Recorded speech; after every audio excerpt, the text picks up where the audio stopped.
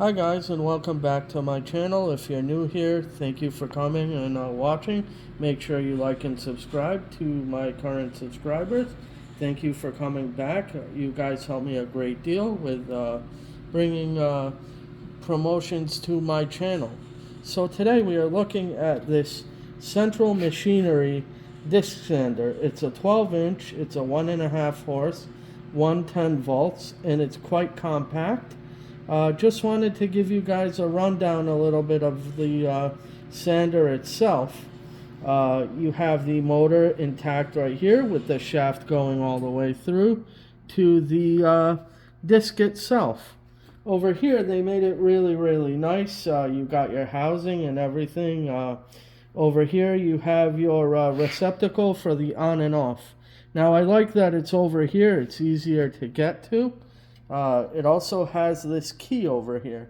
When you guys are not operating it, I suggest taking out the key so that nobody can start it or stop it. If you're in your basement or your small wood shop and you have kids, it's very beneficial to take it out so that they're not operating it. So I like the housing over here. It's cast iron. Down here you have your tilt table. This tilt right here, you've got your knobs. You have one on this side and one on the opposite side, which tilts your table up and down. If we take a look over here, I also want to mention, as opposed to some of the cheaper ones and lower grade, they have less of a saddle on their sander, meaning that this is very thick cast iron, as opposed to other ones. If you try to go and pick this up, you cannot pick it up with your two hands. Over here you have a little bit of just to move it around on the table. If we go around a little bit to the front over here, you guys are going to see your guide table, your guide insert. I also wanted to mention that this is a used machine. So what you want to look at when you're buying a used sander, just take a little bit of a walk around the machine. You also want to put your hand. Don't put it anywhere near here or anything. And make sure, I tell this to everybody, make sure that the unit is unplugged. And if you really want to be sure that it's off, just take the key out. So now I'm going to explain a little bit about how to buy and think about how a sander should be. If I put my hand right here and you hear the bearing, that means that it's an abused machine. Also, if you look at the casing and everything and it's been repainted, or things have been knocked in here and there, right here we can tell, if I was to go purchase this, that it's not an abused machine. It's well taken care of.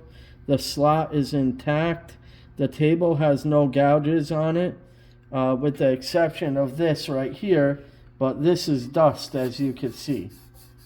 Right here. It comes out. It's right on my hand. So you also want to make sure that when you're looking at the sander, that the rotation is toward you. But if you always, when you're using a sander, never ever stand in front of it. Right now, it's off, and if I were to take the key out, it wouldn't do anything. Now, when you're using a sander, you always want to be on this side or in front of it. In case if you were working with wood and it hit the sander, or you hit grit that was not equal to each other, the piece would go toward you because of the rotation of the disc. So what I'm saying is, if it's going like this, it hits you, but you don't want to be hit. So you stand somewhere around here or in front of it. That's very important.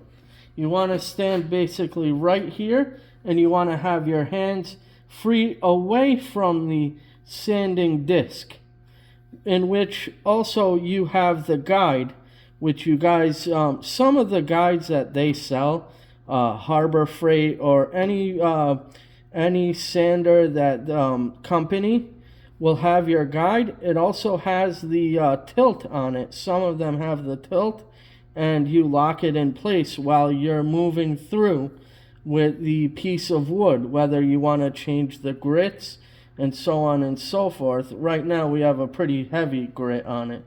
So I do think that, or you have the guide that you have, there's a screw on the front and it holds the workpiece in place as you're going through. So I hope this was very beneficial in explaining to you guys about what to look for when buying a sander and what to expect when using your sander for the first time. So I hope you guys got a gist. Make sure you like and subscribe to my channel, and you guys have a great day.